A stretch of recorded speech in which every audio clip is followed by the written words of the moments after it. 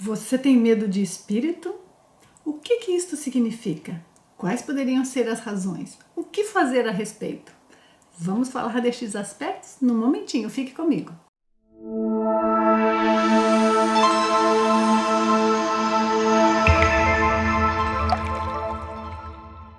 Olá, muito obrigada por estar aqui comigo. Nosso propósito é estudar evolução da consciência para que nós tenhamos controle do nosso desenvolvimento, tanto espiritual quanto na vida física.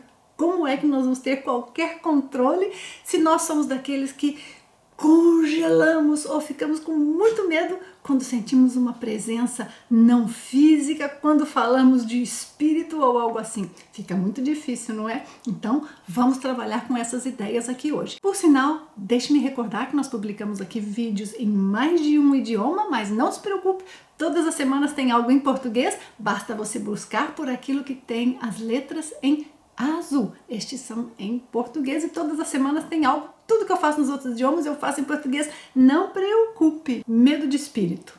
Bem, alguns de vocês vão pensar, não tenho nem nunca tive. Se é seu caso, ótimo, você é uma exceção. A maioria das pessoas tem ou teve em algum momento medo destas presenças não físicas, consciências não físicas, e a questão é, por quê? O que isto representa? Em primeiro lugar, isso demonstra que a pessoa tem um tipo de sensitividade para, de alguma maneira, perceber, sentir, estar em contato com esta realidade mais sutil da vida que para muitos passa despercebida.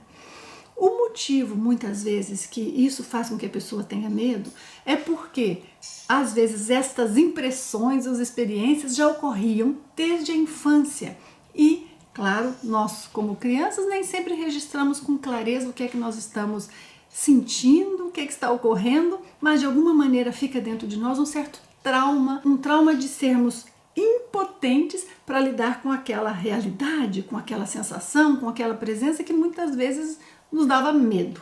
Quando nos dava medo, em geral, é porque não era algo muito positivo. Também não quer dizer que fosse negativo, horrível, mas ter algo ali que nós não sentimos absoluta confiança, que nós não sentimos amor vindo daquela consciência, que nós não sentimos possibilidade de relaxar ante aquela presença, sempre nos deixa traumatizados quando nós somos crianças, não é?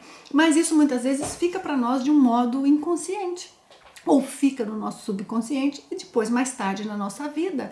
Quando sentimos qualquer presença ou qualquer energia mais sutil, a pessoa já associa aquela sensação com o medo que tinha ou com a percepção de não ser capaz de fazer nada a respeito daquilo, essa sensação de impotência da qual eu venho falando. Outra possibilidade que pode explicar o medo de presenças não físicas é se nós, de alguma maneira, fomos muito influenciados por histórias de terror, se vimos muito filmes de terror, ou as próprias lendas, não é, que se conta para crianças, elas são amedrontadoras. Então, de alguma maneira, fica subconsciente em nós o fato de que tudo isto é terrível, é perigoso, é negativo e tem algo que nós temos ali que nos defender.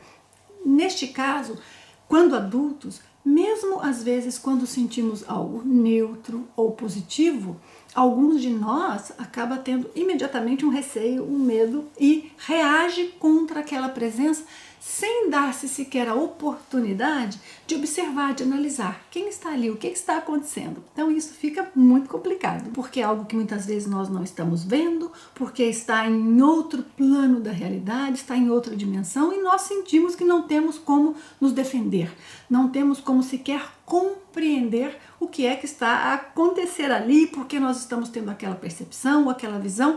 Então, em grande parte, essa sensação de impotência, de não saber o que fazer, é responsável pelo medo que muitos de nós podemos sentir em algum momento. Por incrível que pareça, há casos em que até mesmo pessoas que já tiveram experiências fora do corpo, ou já tiveram clarividências, já tiveram contatos com algumas dessas presenças positivas, vêm a ter também medo. Por quê? Uma das explicações possíveis é que algumas vezes as pessoas confundem uma sensação de prudência, de um receio justificável, com medo.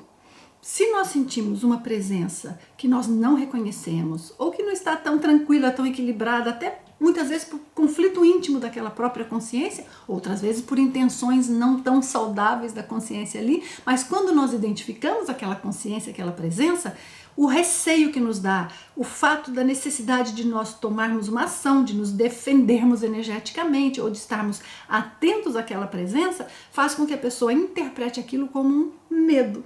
Muitas vezes por associação com aqueles outros aspectos do passado que nós já falamos aqui nesse vídeo. É preciso que você saiba reconhecer. A sua sensação é de medo ou é de um receio prudente porque você identifica algo não tão positivo ali?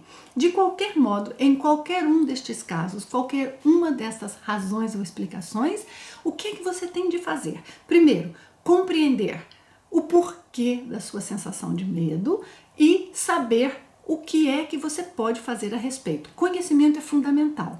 Eu tenho minha irmã, Ana Laura, vocês devem conhecer, já fiz uma entrevista com ela aqui no canal, mas a minha irmã faz muita pesquisa sobre isso. Qualquer dia eu vou convidá-la para a gente fazer um vídeo com perguntas e respostas para aqueles de vocês que queiram aproveitar um pouco os conhecimentos que ela tem no sentido das técnicas que ela criou e das razões que ela vem descobrindo e estudando em suas pesquisas, vão ter a oportunidade ali. Então vou fazer isso qualquer dia, mas o fato é conhecer, compreender o tema, isso é fundamental.